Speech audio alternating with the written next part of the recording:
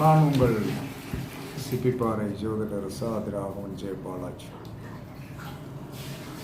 அஸ்வதி நட்சத்திரத்தில் போய் பிறந்தவர்கள் தங்களுக்கு நல்ல எனர்ஜி கிடைக்க வேண்டும் என்பதற்காக திருவாலங்காடு காளியை 6 மாதத்துக்கு ஒருக்க போய் வழிபாடு பண்ணுவது மிக மிக சிறப்பு.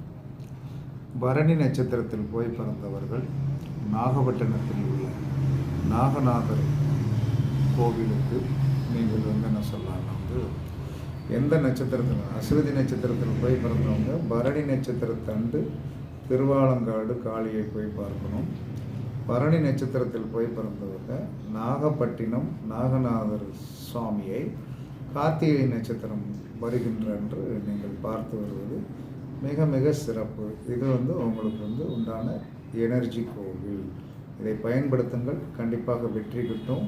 இதை நல்லா மனசில் வச்சுக்க தான் வாழ்நாளுக்குள்ள நம்ம இருக்கின்ற வரை ஒரு மனிதனுக்கு உண்டான எனர்ஜி கோயில் என்பதை காலையில் எந்திரிச்சவொடனே என்ன சொன்னாங்கன்னா, அஸ்வதி நட்சத்திரத்தில் போய் பிறந்தவர்கள் திருவாலங்காடு காளியை கண்டிப்பாக நினைச்சிடணும்.